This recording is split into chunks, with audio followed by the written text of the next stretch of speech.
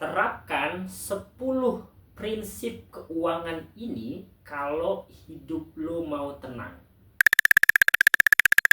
Yang pertama, belilah barang-barang yang benar-benar lo butuhkan dan berkualitas.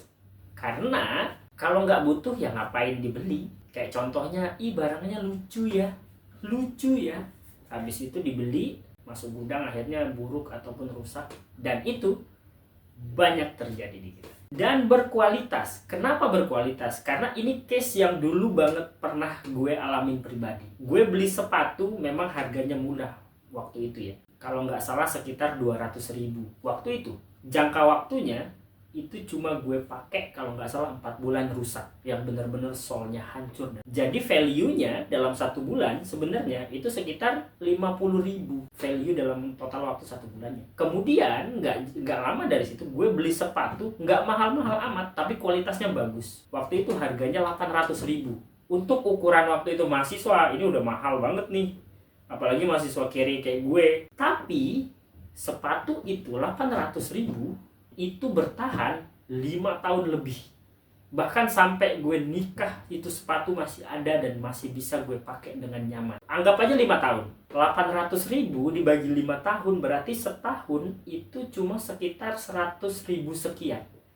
Berarti 1 bulan gak nyampe secara value for money, gak nyampe 10.000, sekitar 10.000-an sebenarnya. Jadi sebenarnya memilih barang berkualitas itu lebih awet dan kalian lebih hemat. Yang kedua, uang yang masuk harus lebih besar daripada uang yang keluar. Iya dong, realistis aja. Kalau uang yang masuk lebih kecil daripada yang keluar, terus selisihnya mau dari mana? Mau ngutang. Ya ini realistis aja, kayaknya ini value yang dari zaman dulu banget diterapkan oleh nenek moyang kita, ya uang masuk harus lebih besar daripada uang keluarnya. Makanya sebisa mungkin untuk diatur. Yang ketiga, jangan ngutang dan jangan ngutangin. Kenapa? Satu, ngutang membuat kita jadi kebiasaan gali lubang tutup lubang nantinya. Beli ini ngutang, beli ini ngutang. Sebisa mungkin, semaksimal mungkin gue menghindari hutang. Apapun itu, gue sangat menghindari hutang. Dan ngutangin orang. Nah ini sebenarnya udah drama banget di negara kita ini ya. Yang ditagih kalau lo ngutangin orang biasanya antara teman lo pura-pura lupa, pura-pura bego, atau pas kita nagih dia yang lebih galak daripada kita. Lebih baik kalau memang dirasa kasihan ataupun teman-teman kita benar-benar butuh, ya kalau memang lo ada dananya ya dikasih aja. Jangan berharap untuk kembali. Kalau gue pribadi adalah ketika mungkin ada beberapa teman ataupun saudara yang kayaknya butuh banget sesuatu, ya udah gue ikhlasnya seberapa. Misalnya dia butuhnya 1 juta, oh gue ikhlasnya 500.000. Ya udah ini gue ada budget 500.000, silahkan pakai aja, semoga membantu. Gue nggak bisa membantu semua dengan kebutuhan lo, tapi yang gue bisa bantu adalah segini. Jadi seikhlas yang lo bisa. Jadi ketika dia nggak mengembalikan, ya lo udah tidak membebani pikiran lo nggak akan berada di drama-drama yang menagih-nagih hutang itu.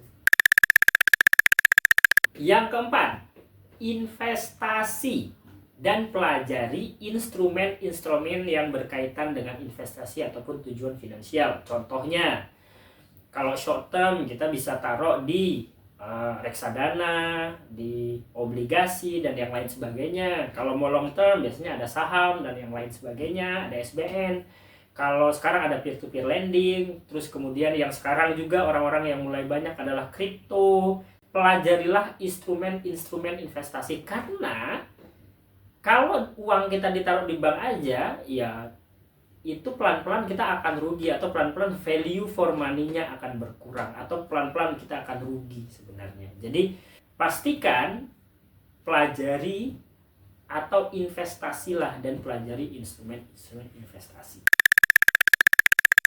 Yang kelima, banyak penghasilan bukan berarti banyak pengeluaran. Simpelnya gini, pendapatan kita contoh 1 juta, pengeluaran kita 500.000. Kemudian ada yang nanya, kalau pendapatan lo 2 juta, pengeluaran lo berapa? Banyak yang menjawab jadi 1 juta, karena pengeluarannya jadi pendapatan 2 kali lipat, pengeluaran 2 kali lipat juga. Ya nggak gitu juga. Sebenarnya sama, apa bedanya pendapatan lu 2 juta dengan pendapatan lu 1 juta pengeluarannya? Sebenarnya kalau memang bisa disamain aja. Justru dengan pendapatan lebih besar, saving kita, investasi kita bisa lebih banyak. Jadi pastikan penambahan penghasilan tidak berarti harus melakukan penambahan di pengeluaran. Yang keenam, utamakan membelanjakan uang untuk membeli pengalaman, bukan barang. Kenapa? Ini prinsip. Karena kita punya uang 10 juta. Oke, kita beli jam tangan mewah, atau kalau misalnya teman-teman yang cewek beli tas mewah. Gue beli tas mewah nih. Oke, I have this bag. Gue taruh di lemari, gue pamerkan ke teman-teman. Someday itu hilang ataupun rusak, hilanglah memorinya. Tapi kalau misalnya teman-teman 10 juta, gue belum pernah ke Vietnam, gue mau deh pengalaman ke Vietnam. Dengan 10 juta cukup banget, dengan ongkos PP di sana berapa hari kemana. Itu pengalaman lo misalnya 3 hari di Vietnam, itu akan kita bawa, akan kita ceritakan sampai nanti kita tua. Jadi memori itu sangat ada di dalam pemikiran kita tuh, bisa selamanya. Jadi utamakan membeli pengalaman. Yang ketujuh, biasakan kalau belanja sendirian. Kenapa? Karena kalau belanja bareng temen rame-rame, biasanya yang tadinya kita nggak mau belanja, ngelihat temen kita belanja, jadi kita belanja. Atau kita niatnya lihat-lihat doang gitu. Cuma ada barang bagus, terus habis itu teman kita bilang, ini kayaknya lucu deh sama lo, beli aja nih gitu kan. Beli jadinya gitu. Tadinya sebenarnya kita nggak pengen amat, cuma karena pengaruh dari lingkungan sekitar akhirnya kita jadi beli. Jadi biasakan kalau belanja sendirian aja, atau belanjanya online aja.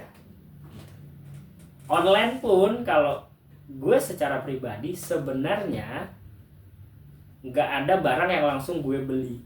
Biasanya gue taruh dulu di keranjang, gue tungguin, gue bener balik lagi ke prinsip yang pertama, gue bener-bener butuh nggak barang ini. Yang ke-8, biasakan sedekah ataupun zakat bagi yang muslim. Atau bagi teman-teman yang non-muslim, ada beberapa kegiatan-kegiatan sosial.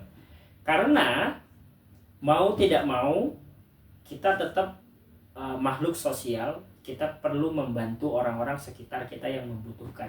Jadi pendapatan kita sekian, kalau di muslim itu sudah pasti kita ada zakat, itu 2,5%. Ini juga secara pribadi, gue dari mulai ada pendapatan pertama sampai dengan saat ini, setiap pendapatan per bulan gue total 2,5%-nya pasti gue salurkan terhadap yang membutuhkan.